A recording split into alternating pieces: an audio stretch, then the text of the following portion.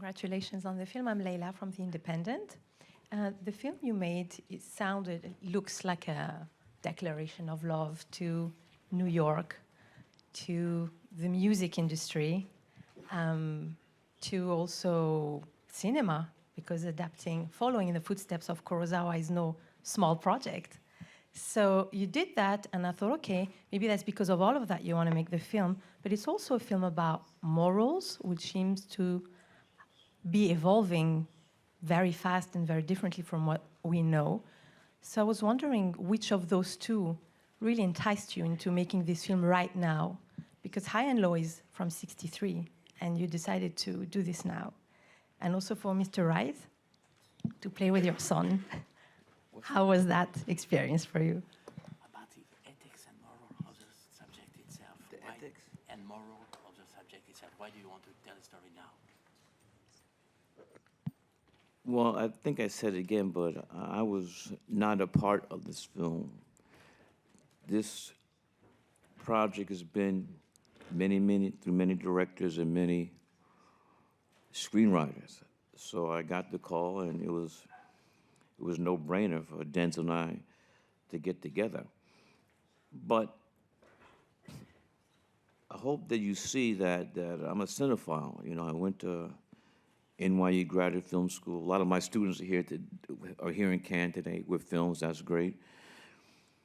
And I'm also a 10th professor at NYU, so I've been teaching film at NYU for 30 years. And so for the cinephiles out there, I hope that you might have seen some of the stuff, like The Defiant Ones.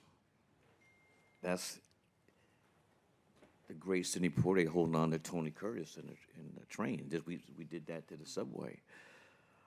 So there's several, things that we put in the film which has come from a love of cinema. French Connection. When Dean he's not able to come here, but with him chasing the guys with the money. There's a shout out to late great Gene Hackman. So there's several things that we put in there, which is like a shout out, a nod to great films, my great filmmakers, great actors, and I just like to incorporate that into my work. I'll think of the other one too in a minute. I just wanted to echo what you said just about this film as a celebration of New York. No one expresses New York like Spike. And Kai, come on, I know what you're gonna say. Scorsese. I know what you're gonna say. Scorsese, and also Cyril Med, Dog Day Afternoon. That's no joke. Yes.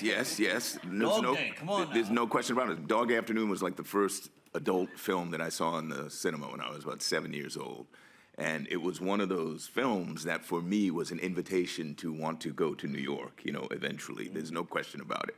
But they are, fully themselves, and Spike is fully himself, and no one photographs New York like Spike. And there's such an intimate connection between who he is and what the city is. It's just so extraordinary.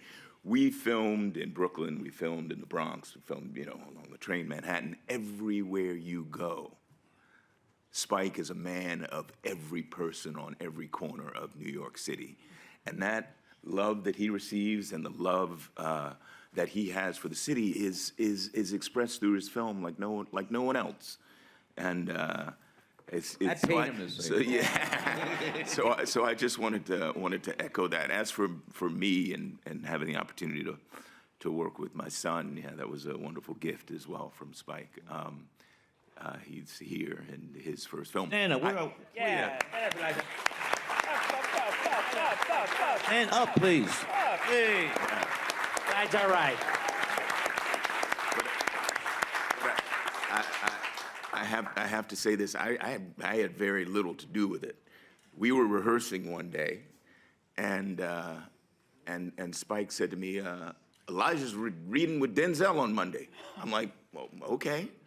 Elijah is studying and had been auditioning for certain roles, and the casting director for a part that he had been up for several months was casting this movie as well. Kim Coleman. Kim Coleman, and sent Spike some tape. I had no idea, and so we sent him the tape, and Spike invited him to audition to go read with Denzel, and then I get a call from Denzel that day.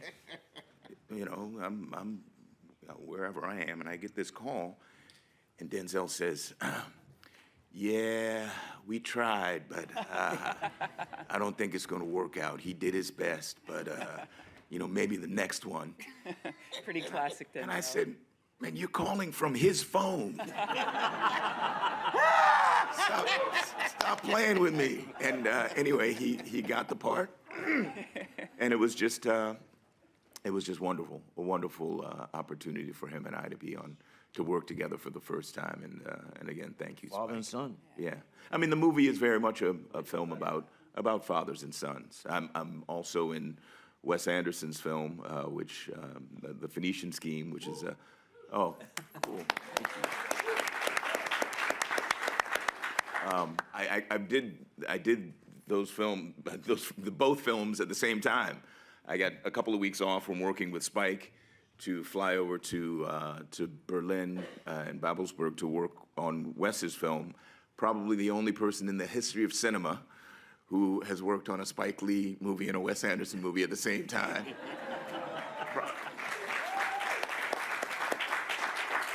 Not sure that would be replicated, but